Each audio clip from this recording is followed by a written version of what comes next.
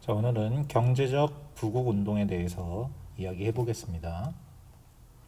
자, 우선 방공령부터 알아볼게요. 방공령은 쌀 유출을 막기 위해서 지방 정부에서 내린 명령을 방공령이라고 부르는데, 자, 이런 걸 왜 하냐면 우리가 저번에 배웠다시피 일본이 개항 이후에 조선에서 가장 많이 수입한 물품은 곡식이야.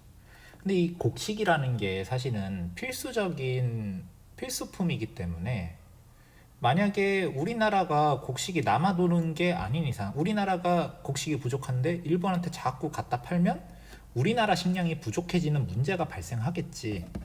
그런데 강화도 조약 때는 이러한 곡물 유출을 막을 수 있는 조항이 없다가 조일통상장정, 우리가 이모군란 이후에 청나라하고 조청산민 수륙무역 장정을 맺어서 거류지 무역이 끝나고 청나라 상인들이 우리나라 내륙에 들어올 수 있으니까 일본이 우리나라와 맺은 조약이 조일통상장정이었죠. 근데 그 내용 중에 조선이 식량 사정이 악화될 때 방공령이 선포 가능합니다. 여기 나와 있듯이 조선국에서 가뭄과 홍수, 전쟁 등의 일로 국내 양식이 부족할 것을 우려하여 일시 쌀 수출을 금지하려고 할 때는 1개월 전에 지방관이 일본 공사관에게 통지하여, 이게 바로 방공령에 대한 내용이라는 거야. 이게 저번에도 한번 얘기를 했어. 그러니까 우리나라가 식량 사정이 안 좋으면 식량 수출을 금지할 수 있는 게 방공령이라는 거지. 근데 이게 단서가 붙어 있다 보니까 한 달 전에 알려야 된다, 뭐 이런 조항들이 있고, 일본이 자꾸 억지를 부려. 우리나라가 식량이 부족해서 방공령을 내리면 일본은 여러 가지 구실을 붙여서 방공령을 철회시키는 경우가 생겨요. 대표적으로 1889년에 함경도 방공령 사건이 있는데, 함경도 방공령 사건을 보면 이 사람이 함경도 관찰사 조병식이라는 사람이 있었는데, 이 사람이 조병식이야. 이 사람이 방공령을 선포하니까 일본이, 조선이 통보를 늦게 했다는 것이, 한 달 전에 해야 되는데 한 달 전에 안 했다, 이렇게 우긴 거야. 이걸로 조선 정부를 압박을 한 거지. 그래서 방공령을 철회시키고 배상금도 받아내는 이런 사건이 벌어졌습니다. 그러니까 물론 진짜 한 달 전에 안 알렸을 수도 있는데, 식량이라는 아주 중요한 물품을 우리 마음대로 수출 금지도 할 수 없다는 이런 불평등한 상황이 있었던 거지. 그래서 방공령은 쌀 유출을 막기 위해서 시도한 사건이었고, 일본은 당연히 달갑지 않았겠지. 자기네들이 수입을 해야 되니까. 근데 또 이런 것도 있대. 이 조병식이라는 사람이 그렇게 막 뭐 좋은 사람이 또 아니었다는 이야기야. 뭐 부패한 관리였는데, 방공령을 내려버리면 쌀값이 일시적으로 뚝 떨어지니까 그때 자기가 쌀을 많이 사놨다가 방공령 풀어버리면 다시 쌀값이 올라가겠지. 일본 애들이 막 와서 사가니까. 돈 벌려고 막 그렇게 했다, 이런 얘기도 있다고 하더라고. 하지만 기본적으로 이 방공령이라는 것은 우리나라의 식량 주권을 지키기 위한 하나의 수단이었지만 일본의 방해로 잘 안 되는 경우가 많았다, 이렇게 생각을 하면 될 것 같아. 자, 그리고 상권수호 운동이라는 게 일어납니다. 상권수호 운동은 당연히 언제부터 본격적으로 일어나냐면 거류지 무역이 붕괴됐을 때부터 일어나겠지. 외국 상인들이 우리나라 내륙으로 막 들어올 테니까.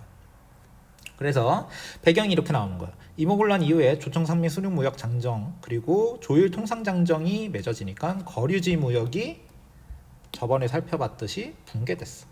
당연히 개항장 객주나 거류지 무역을 담당했던 사람이나 기존의 내륙에서 무역을 하고 있었던 시전 상인이 큰 타격을 입게 돼. 그래서 이 상인들이 우리나라 상권을 수호하기 위해서 여러 가지 시도를 하는데, 우선 외국 상인들과 대항하기 위해서 여러 상인들이 돈을 모아서 큰 회사를 만들어 상회사라고 불러. 대표적인 상회사는 대동상회라든지 장통상회 같은 회사가 있고, 한강을 무대로 활동하던 강을 이용해서 무역을 하던 경강상인들은 증기선을 구입해서 외국 상인들에게 대항하려고 했지. 그런데 이제 외국 상인들이 들어와서 막 횡포를 막 부리니까 시전 상인들이 철시운동이 뭐냐면 가게 문을 닫아버리는 거야. 그러니까 노동자들이 파업을 하듯이 상인들은 철시 투쟁을 하는 거죠. 우리 자꾸 지금 외국 상인들이 들어와서 행패를 부리는데 우리는 철시 투쟁, 문 닫아버리겠다, 우리도 이런 식으로 투쟁을 하는 거야. 그래서 나중에는 한국중앙총상회라는 게 만들어지는데, 이거 뭐랑 헷갈리면 안 되냐면 한국협회랑 헷갈리면 안 되겠지. 한국협회는 보부상이 만들고 일종의 어용단체였지. 독립협회를 해체시키기 위해서 만든 단체잖아. 이 단체랑 헷갈리면 안 돼요. 왜 한국이 붙었겠어? 1898년이잖아. 대한제국이 수립된 이후에 만들어졌단 말이야. 그래서 서울의 시전 상인들이 상권을 보호하고 외국 상인의 불법 행위를 막기 위해서 만들어진 단체가 한국중앙총상이라는 겁니다. 그래서 여기에 보면 다 경제적 구구 운동과 관련된 내용들이 나와 있어. 그래서 한국중앙총상에도 나와 있고, 방공령도 나와 있고, 철시투쟁도, 철시운동도 나와 있고, 우리가 이따가 배울 보안회라든지 국채보상운동이라든지 이런 내용도 나오게 됩니다.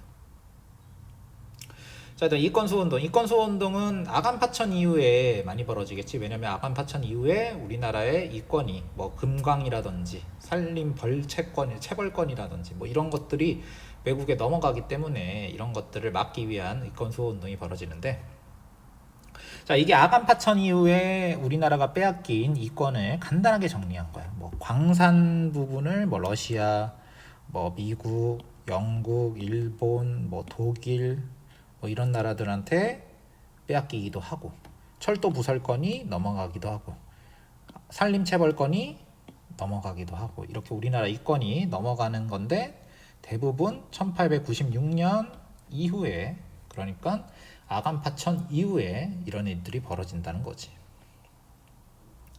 자, 그래서 우리가 예전에 독립협회 배울 때 이권 침탈을 막으려고 했잖아. 독립협회가 그 활동이 나오는 거야. 그래서 독립협회는 다양한 방법으로 이권 수호 운동을 전개하는데 특히 러시아를 대상으로 많이 했어. 그래서 러시아의 군사와 재정 고문을 퇴출시키기도 하고, 러시아가 우리나라의 재정을 장악하기 위해서 만든 한러은행도 폐쇄시키고, 그리고 러시아가 우리나라의 부산 앞에 있는 섬이었던 영도, 그땐 저령도라고 불렀나 봐. 저령도를 빌려달라. 저령도 조차 요구. 석탄 저장고를 만든답시고 이걸 빌려달라고 했단 말이야. 이런 것도 우리나라 영토가 넘어가는 거니까 이권이겠지. 저지하는 거야. 그리고 프랑스, 독일의 광산개발권 요구를 저지한다. 그러니까 아까 독일이 광산개발권을 가져갔지만 하나만 요구하진 않았을 거 아니야. 여러 개를 요구했는데 그런 걸 막았다는 얘기겠지. 그리고 독립협회가 관민공동회에서 협의를 해서 건의했던 허니 6조에 보면 이권 침탈을 위한 조항이 삽입된다. 여기 보면은 2번을 보면 정부와 외국과의 조약에 관한 일은 각부 대신과 중천 의장이 합동으로 서면 날인하여 시행할 것. 자, 도장 찍는 사람이 많아지지. 원래 이권 침탈할 때 왜 이권 침탈이 그렇게 많았냐면 아간파천 이후에 많다고 얘기했잖아. 아간파천은 고종이 러시아 공사관으로 들어가 있는 상황에서 벌어진 일이기 때문에 고종이 도장만 찍으면 이권이 막 넘어갔단 말이야. 근데 이제는 고종 혼자서 도장 찍지 말고 각부 대신도 찍고 중천 의장도 찍고 하여간 도장 찍는 사람이 많아지면 절차가 복잡해지니까 외국의 이권이 잘 안 넘어가겠지. 여러분들이 물건 살 때 엄마한테 엄마 핸드폰 아이폰 비싼 거 하나 사주세요. 그러면 엄마가 아빠한테 물어봐. 아빠한테 가면 엄마한테 물어봐. 이런 식으로 가잖아. 그러니까 이게 안 해주고 싶으면 자꾸 허락받을 사람들이 많아지는 거거든. 이번 허니 6조의 2번 조약도 마찬가지다. 각부 대신도 막 찬성해야 되고 중천 의장도 막 찬성해야 돼. 다 찬성해야 되니까 외국의 이권을 넘길 때 함부로 못하게 하려고 이런 조항을 만들었다. 그래서 허니 6조에 이권 침탈을 막기 위한 조항이 나와 있다라는 거지.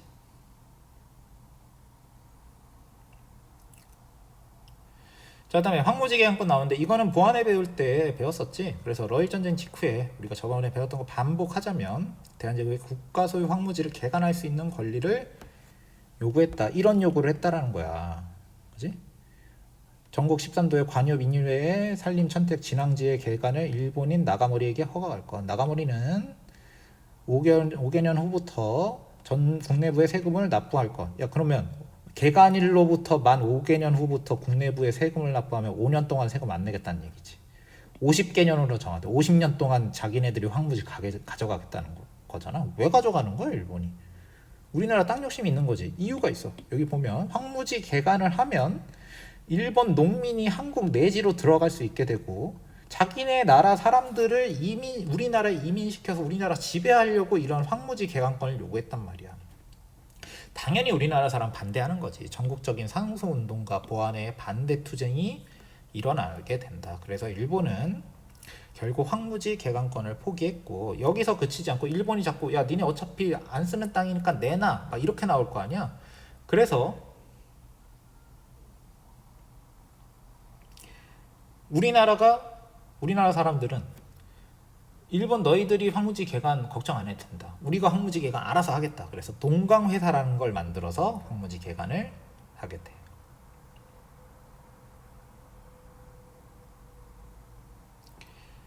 자, 그다음에 국채보상운동이 일어나게 된다. 그래서 국채보상운동을 보면, 자, 국채보상운동은 한마디로 늘어나는 국채를 갚아서 일본의 경제적 예속에서 벗어나자는 운동이겠지. 처음에 대구에서 시작돼서 서상돈이라는 사람이 먼저 시작이 됐는데, 국채는 우리가 저번에 경제침탈 배울 때 우리나라 전체 예산이 세입이 1,300만 원인데 빚이 1,317만 원 뭐 이랬다며. 그러니까 일본한테 빚을 너무 많이 지고 있으니까 자꾸 우리나라가 일본에게 예속이 된단 말이야. 그래서 이걸 막기 위해서 대구에서 서상돈을 중심으로 국채보상 기성회가 설립이 되고, 또 여기에 발맞춰서 당시에 활동하던 애국계몽운동 단체라든지 대한매일신보 같은 신문들이 적극적으로 후원을 한다. 그래서 여기 보면 국채보상운동과 관련된 기사들이 다 대한매일신보에 실려 있잖아. 그치? 당연히 통감부는 이걸 일제에 대항하는 것으로 간주하는 거야. 웃긴 거지. 자기네가 빚을 받으면 자기네들한테 이득이 되는 건데 이걸 왜 탄압할까? 자기네 빚 갚아주겠다는데. 애초에 일본이 우리나라에게 돈을 빌려준 의도가 보인다고 얘기할 수 있겠지. 그래서 서상돈 말고도 이 국채보상운동을 이끌었던 사람이 양기탁이라는 사람이 있는데, 이 양기탁을 구속하면서 국채보상운동을 좌절시켰던 거지.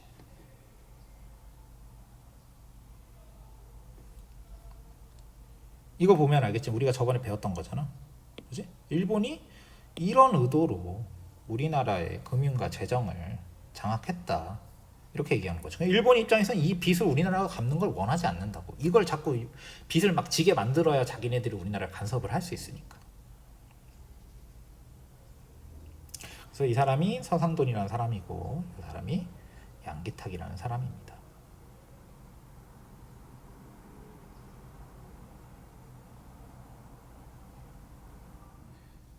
자, 그리고 이 시기에는 여러 은행들이 설립이 되게 되는데, 대충 시기를 보면 될 것 같아.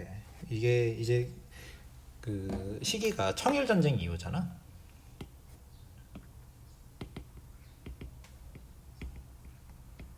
청일전쟁 이후에 일본이 우리나라에 금융기관을 진출시켜서 금융적으로 우리나라를 장악하려는 시도를 하는데, 거기에 대항하기 위해서 뭐 조선은행이라든지 뭐 한성은행이라든지 대한천일은행이라든지 이런 은행들이 96년, 97년, 99년에 만들어져서 일본의 금융적인 진출과 침략을 막으려고 노력을 했다는 거지. 그리고 대한제국도 대한중앙은행, 우리 지금으로 치면은 뭐 한국은행 같은 거를